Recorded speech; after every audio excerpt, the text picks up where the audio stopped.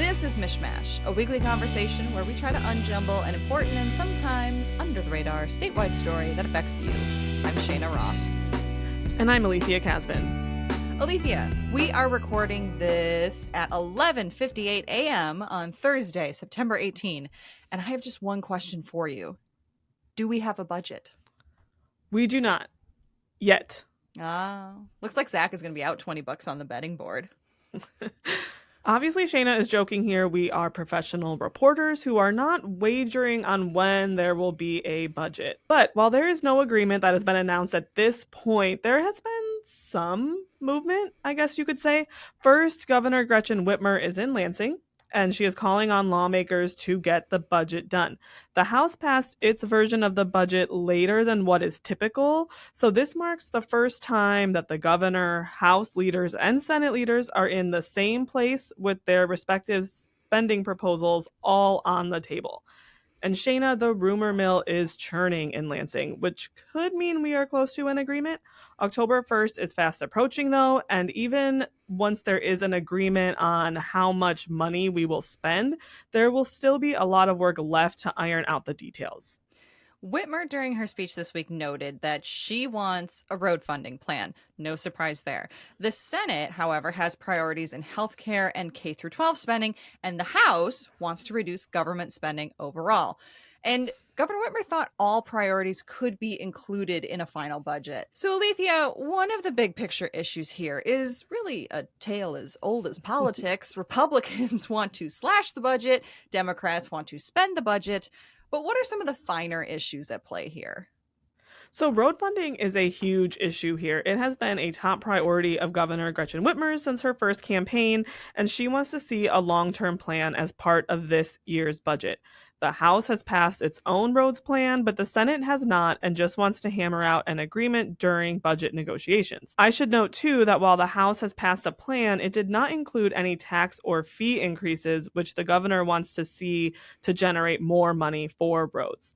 So what I can't tell here is who is going to blink first, or maybe it's not even about blinking. Maybe it's just about being willing to compromise. Though, let's be clear, both sides are saying they're being reasonable and willing to work with the other side. But there's still a lot of finger pointing going on here. And while we have had tough budget negotiations in the past, I can't remember one that seemed this up in the air, this late in the game about what was going to happen. Can you?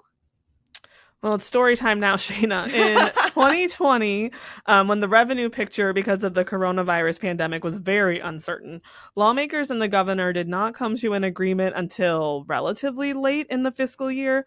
But to your point, there was never really any real doubt that they would agree on something eventually. But the governor's first budget in 2019, legislative Republicans sent her a budget that was not negotiated with her office. And that was the year she actually line item vetoed many, many items and moved money around without legislative approval, which caused quite a stir. Fun times. So, Cheyna, we have sort of been here before, and knowing politics these days, I'm sure we'll be here again another year. But let's hope for this year they get this thing done before a government shutdown. And like those other tumultuous years, this will be another budget cycle to remember, or at least try very hard to forget. Alethia, I hope you and all of the reporters at the Capitol are not going to be stuck there through the night as we have in the past budget negotiations. Hopefully they keep everything, between the 9 to 5 hours. So we are going to continue discussing the 2025-26 fiscal year budget. Keep listening to hear our interviews with Senator Sarah Anthony, the Senate Appropriations Chair, and Representative Ann Bollin, the House Appropriations Chair. We'll be right back. Welcome back to MichMash. We are joined now by Senator Sarah Anthony, the chair of the Senate Appropriations Committee. Thanks for joining us today. Thank you.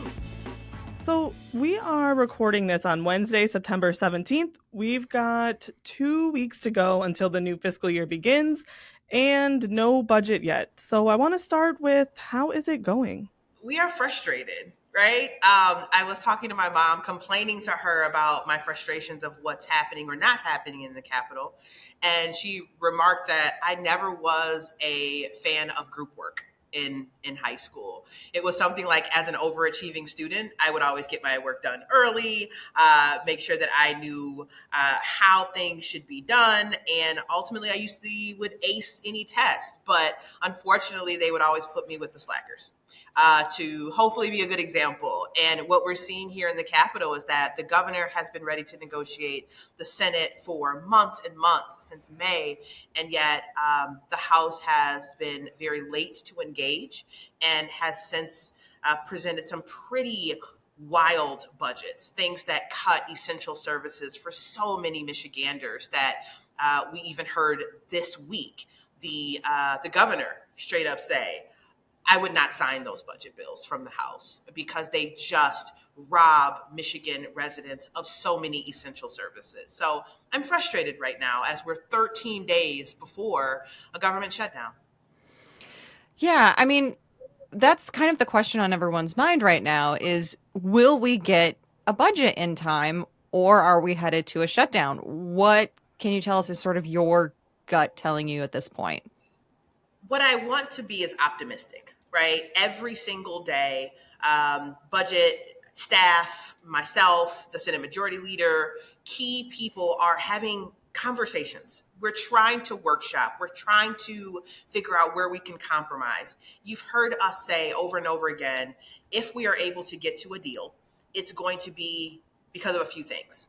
We know that the governor has prioritized roads as a key component of whatever budget deal comes together. She said this loud and clear from the time we both were on the ballot in 2018. So we know that her top priority is roads.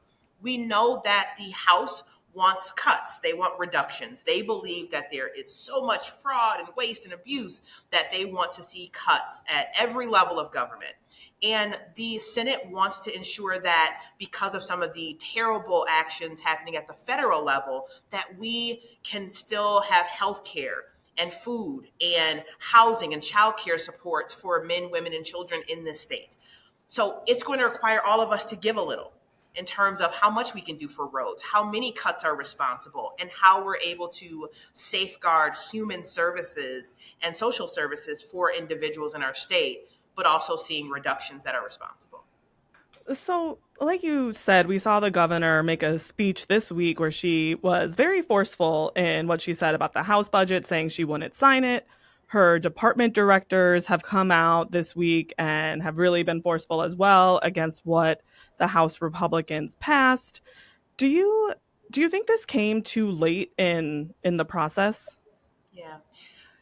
This has been such an unorthodox year, right? I mean, in the last 2 years that I've been one of the chief negotiators of the budget, these conversations would have happened months ago. We would have seen budget negotiations in earnest in May, even as early as April. But here we are a few weeks before a shutdown. I'm encouraged that both the governor and her directors are starting to tell the public about what these cuts would mean for human services, water quality, the health and safety of young people, the ability for parents to rely on breakfast and lunch for their kids every day. It is our responsibility to let the public know what would happen if these House Republican cuts would bear fruit. And so I am encouraged that it's happening, whether it's too late. Ultimately, I think it's still time for us to get a deal done. But it will require, again, all of us to compromise and, quite honestly, to take negotiations seriously. Governor Whitmer has also made roads a key piece of the budget discussions this year. Are you planning a long-term road funding plan as part of this year's budget, or is that one of those things that everybody's just like, look, we will figure that out later. We just got to get a budget done now? Yeah, I mean, here's the thing. There's some things we can punt until later on, and there's some things we can't. We do have a funding cliff related to our roads.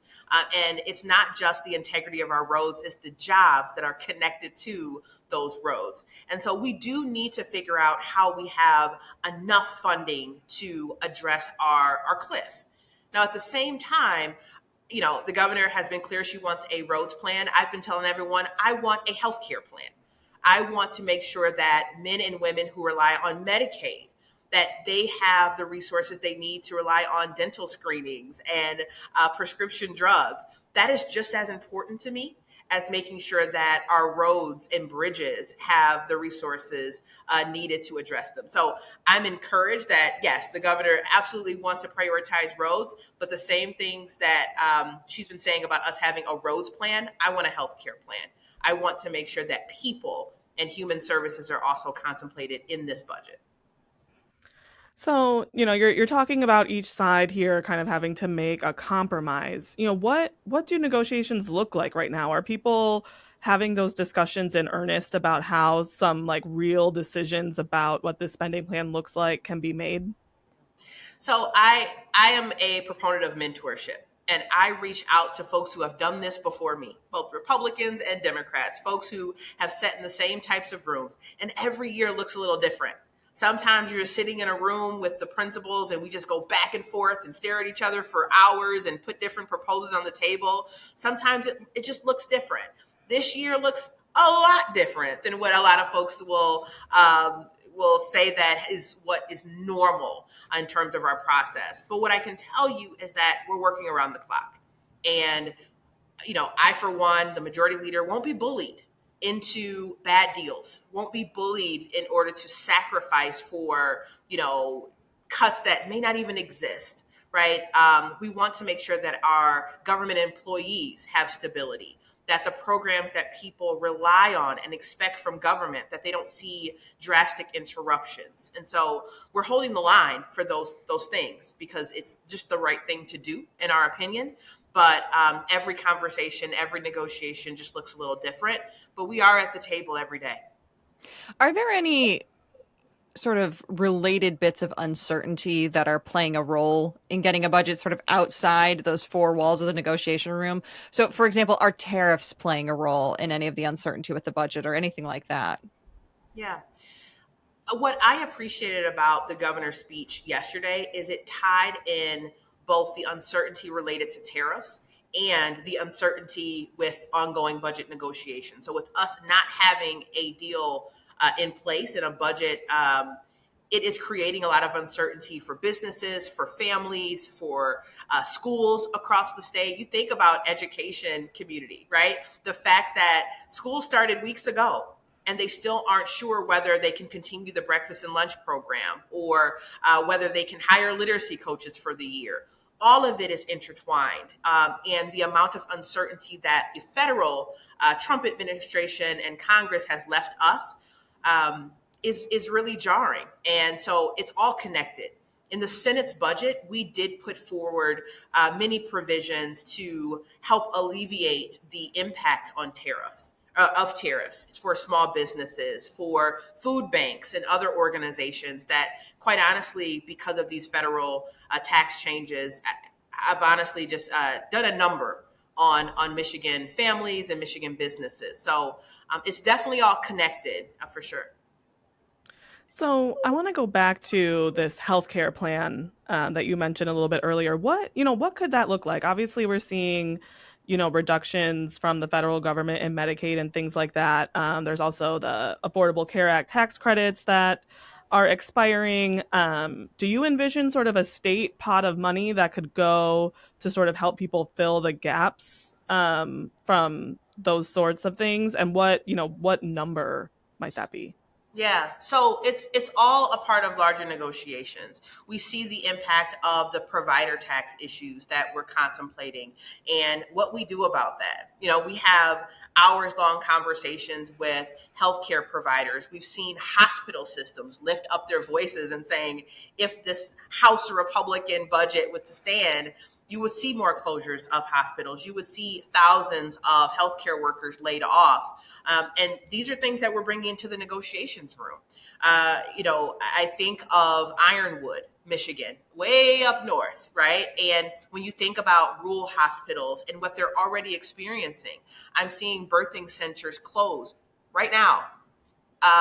And so you think about being an expectant mother and not having a birth plan that has a center within 15, 20 minutes. You have to drive an hour or 2 hours. We have to look at that because that is health and safety for our residents. And ultimately, when I look at our duties as lawmakers, is to make sure people are safe and healthy and taken care of with the limited money we have. House Republicans want to spend less than last year's budget. What could Senate Democrats agree to here? Yeah.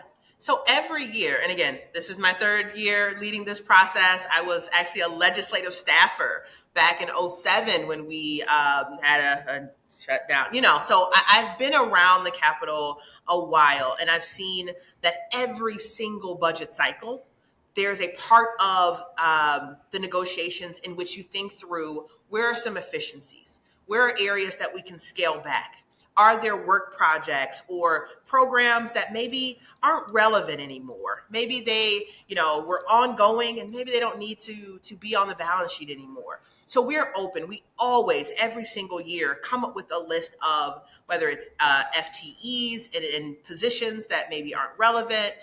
So we've always built those lists. We'll continue to do that, hopefully in partnership with the House Republicans and with the governor. So there's plenty of efficiencies we can contemplate, but those efficiencies shouldn't equal layoffs for hardworking government employees and interruption of programs for people, for programs that people rely on.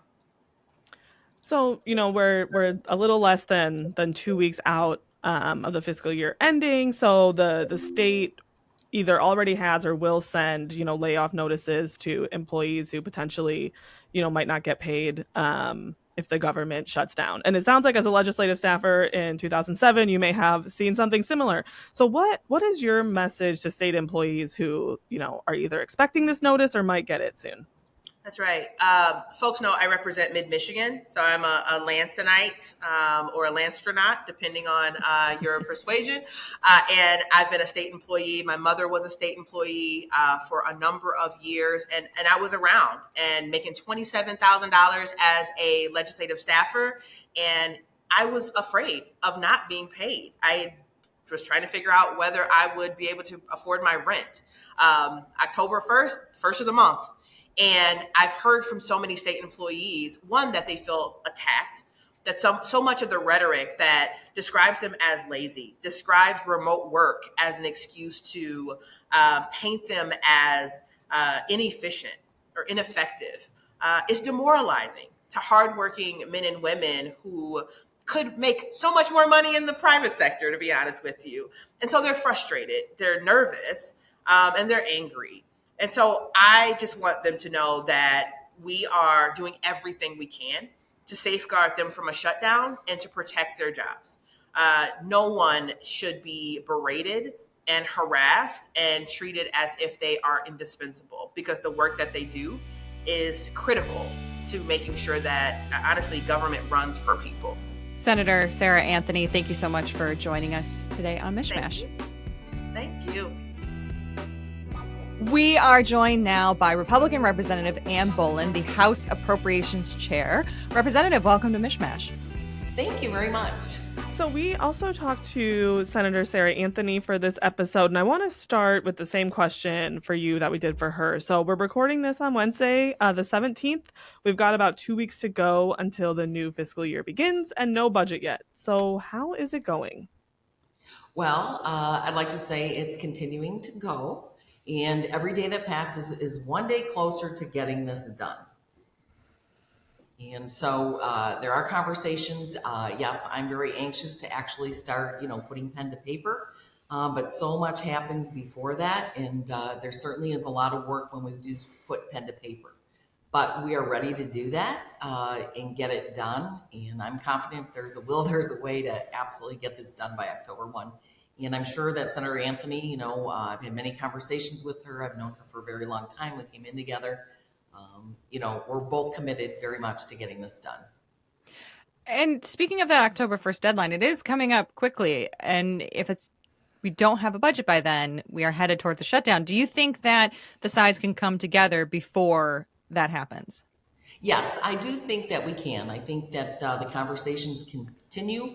You've heard myself speak, the speaker, you've heard the governor. I was very happy to see Majority Leader Brinks with Governor Whitmer yesterday and agreeing to the importance of getting a budget. And, Governor echoed our same priorities that we have in our House budget. So I think we will. There are options, obviously. We put forth the shutdown prevention plan that is sitting over in the Senate. If there is a real concern that there would be a shutdown, there is an ability for the Senate to take action, but they have been somewhat resistant, reluctant to take action on many of the things that we've sent over there related to the budgets. So, I think we have that. There's options of, continuing budgets, shorter term budgets, but, I think we had to come to agreement to the main things. And in one of those is, what is the fund balance? We saw that both the administration and the Senate, they have structurally unbalanced budgets presented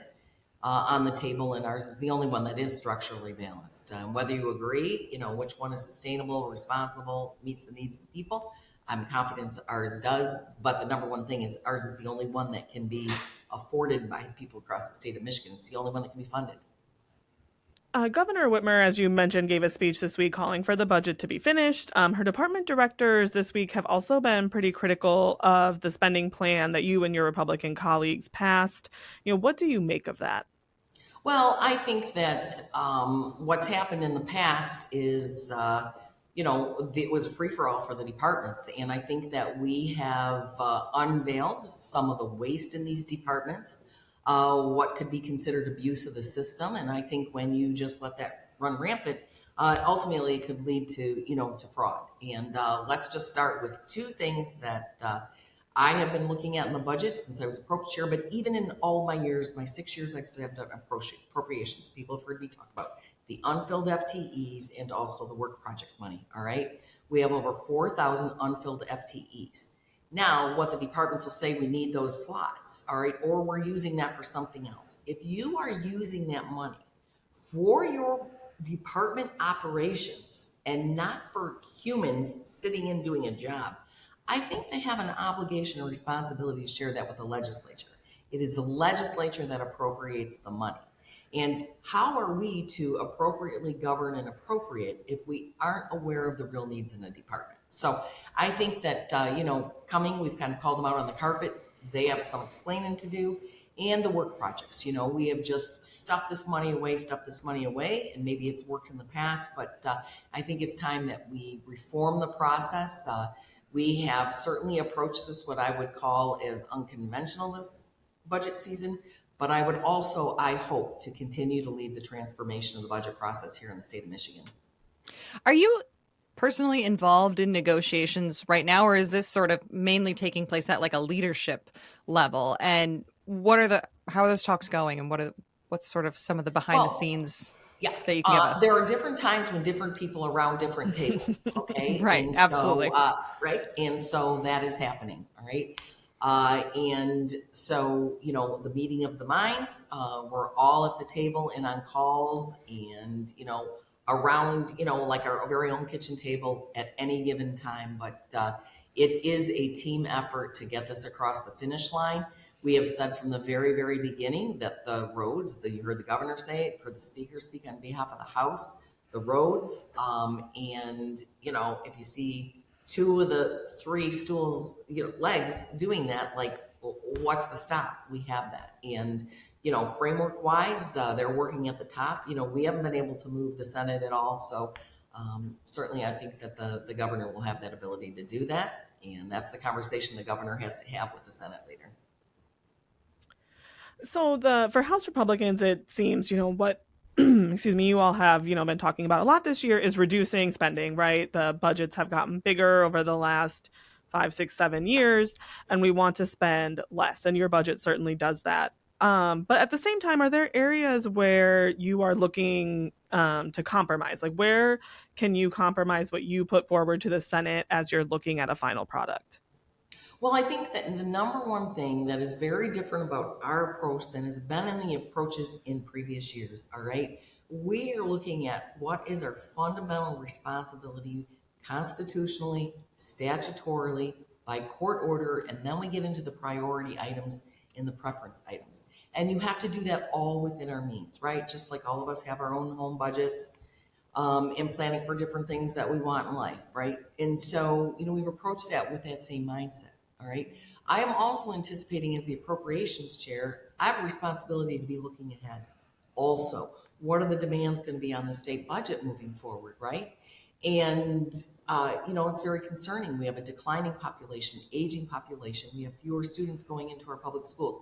Those are all going to hit the budget. So while you may look at it and think like, okay, yeah, we can do this. We have more room, more money. We have to also be visionary and looking ahead. And that's what we're trying to do. So number one is I think that, looking at the Medicaid, we are going to, meet the requirements of the federal guidelines in the One Big Beautiful Bill, looking at what the timelines are for that, for implementation, and making sure that we can meet, not only that, there are some very good things in that and help deliver on some of those tax cuts here in the state of Michigan, right? So I think that it's areas that we can work on. Anything that we sit down and have a conversation about has to be sustainable. It has to be a good investment, return on the investment. And I think the goals are very common, but it seems to be there just is absolutely no appetite from the Senate to have a conversation about cuts. It's only they want to talk about increases and then they'll talk about cuts. And I think the conversation goes hand in hand. The governor has said she is willing to agree to spending reductions, but new revenue or tax increases need to be part of a road funding plan. Would you be willing to vote for a tax or fee increase to go to roads? Well, I will tell you, and I've made the same commitment, and it's no different than what I've said, my previous 6 years, that I will look at every proposal that's put forth and deliberate, review it, and see what is in the best interest of people. Right now, I think it is in the best interest of people to live within our means and to deliver based on that. What is your message to state employees who either have already or will soon receive a layoff notice from the state? Well, please understand that, I want to make sure that people, have their jobs, the money's in the bank for their paychecks. It's not just state employees. It's those 4,000 road workers that were out there 2 weeks ago here at the Capitol. It's my own millennial kids, right? I want to make sure this is an environment that is conducive to everybody, all right? We don't want to have a stalemate, but we also, have a responsibility. I'm pretty sure that, state government employees, they want to see money in the bank for their paychecks. They don't, a furlough is better than a complete, indefinite layoff. But we're working hard on behalf of all the state workers, all the people across the state of Michigan. But we all have to do our part. All right. Representative Bollin, thanks so much for joining us. Thank you very much. Have a good day.